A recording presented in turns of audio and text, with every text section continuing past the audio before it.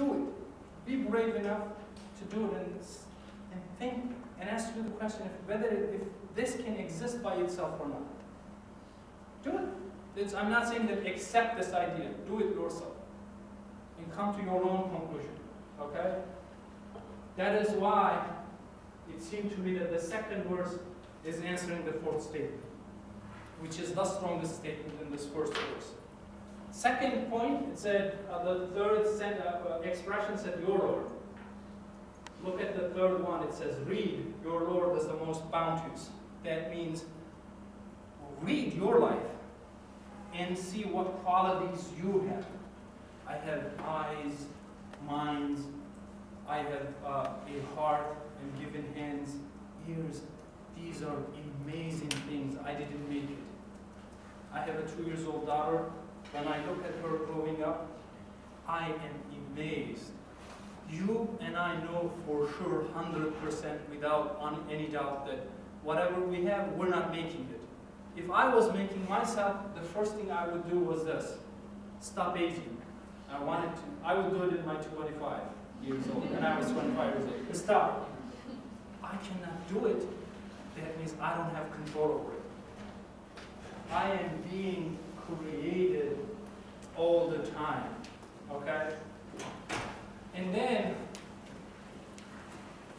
it says, in order for you to understand that it's your Lord, you need to read. Question it. Look at it and understand its reality and see whether you exist by yourself or someone is making you in this way. You answer it to yourself. That is why, in my understanding, the third verse is explaining the third verse is explaining the third expression in the first one. Let's move on. You can say, the first verse is saying, in the name of. What do you mean in the name of? What is that?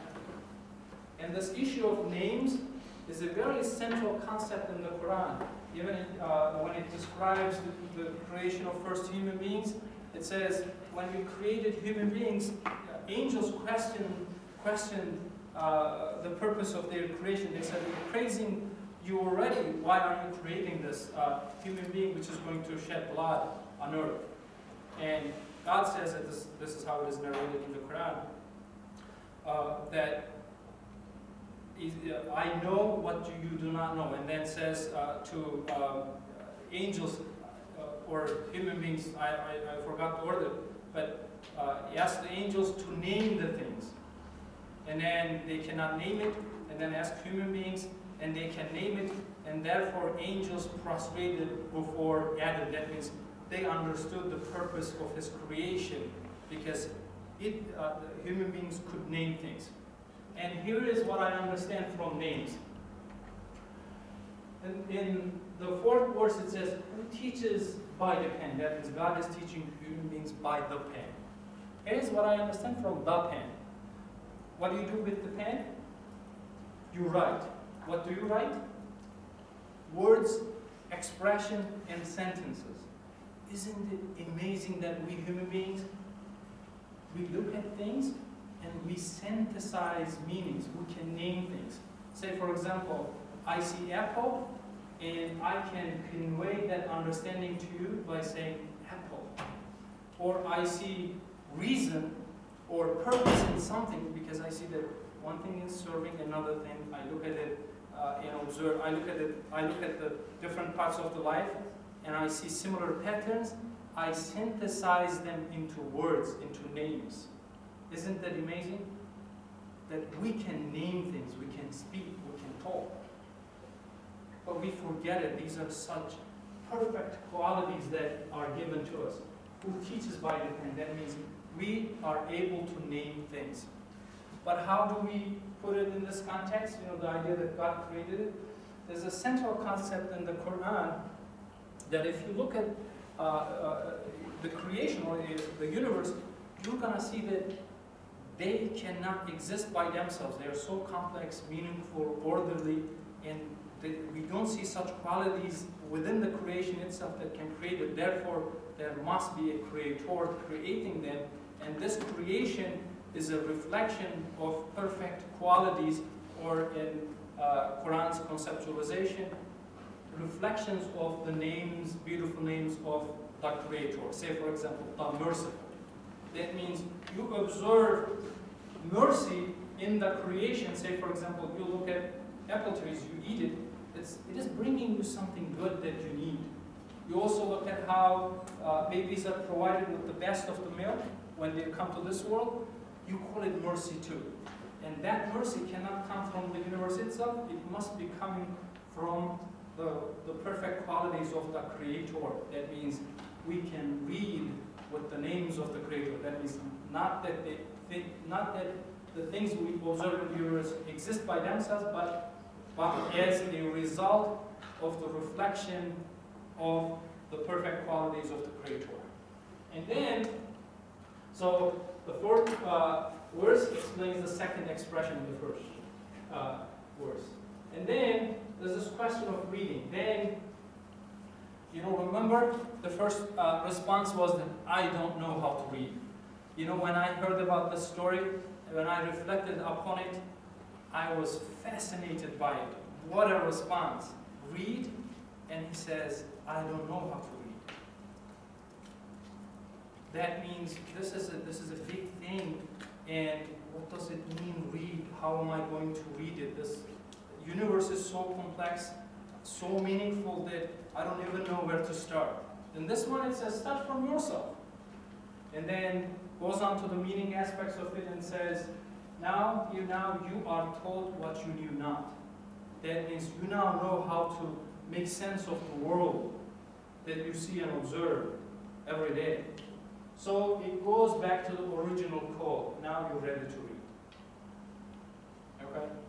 It first said read. We didn't know how to read, right? But it came to that point. That means, in my understanding, I could go deeper and deeper into this one. But because we're running out of time, I want to move fast. Okay? Any questions so far? I will give you some other examples. There are a lot of verses in the Quran which is talking from the universe, from the existence. And it says, it presents something and then asks questions. I will move fast. Say, for example, this one it says, all praise to gratitude for God. That is, whatever you observe, whatever qualities you observe, they belong to their Creator. And it asks the question, is God better or all they that they associate as partners? Continues. Ask these questions. You don't have time, I'm not going to go over it. And then brings another perspective, brings yet another perspective, and says, is there another deity besides God? It doesn't end there. It says, if you have another perspective, bring your evidence if you're truthful. That means this idea of religion is not about closing your eyes and accepting it. It's about reflection over our existence and reflection over our existential questions. The Quran never says, I am saying it in this way and you will accept it.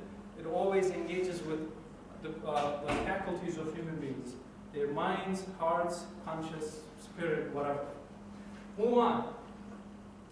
We said the message of the religion should be matching what we have as human beings, right? I will move fast.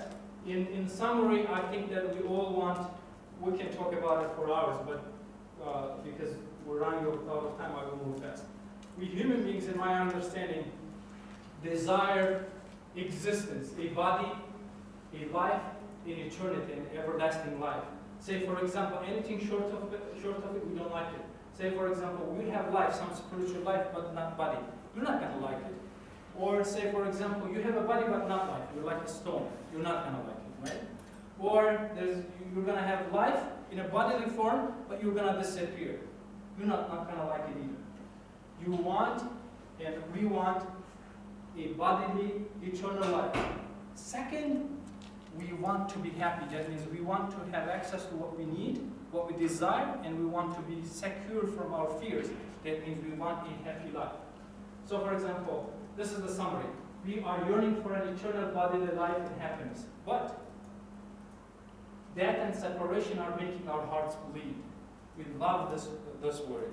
You're going to see it when you're after 30 years old, starting to feel that you're getting old.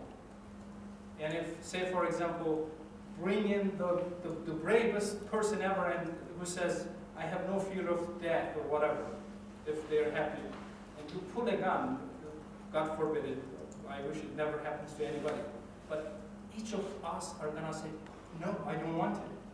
I want to live forever. Never ever that we will going to say, okay, I'm tired, I want to die. If you're physically fit, no problem at all. No one will say, I don't want to exist anymore. This is us. And that is why we can ask the question of, is there an afterlife? And we can, and because it is mostly religion which is bringing these kind of messages to us, we can look into them. But in our lives, we are doing exercises, and that means we want to live an eternal life or everlasting life, right? I'm not saying we shouldn't be exercising, but it shows that we want to remain in existence. We try eating healthy, so we go to doctors, we take pills, whatever, where we need it. You know, pharmacies, hospitals say to us that we are caring about our existence and health in this life. We're also saving money for our future, sometimes buying insurances. That is us. And now, let's go to the Quran and see how the Quran is talking about an everlasting life. When I look at the Quran, so, I'm sorry, one more thing that I want to go really fast.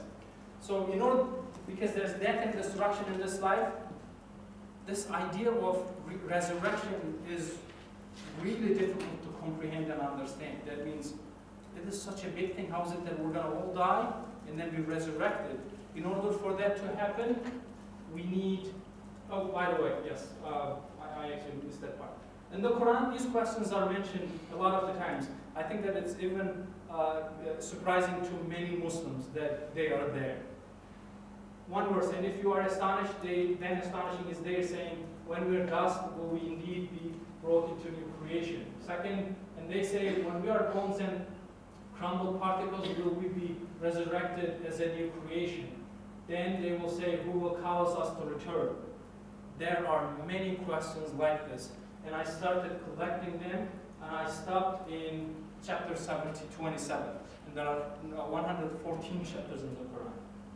And this issue is brought up over and over again in different contexts. And mostly in the form of a question.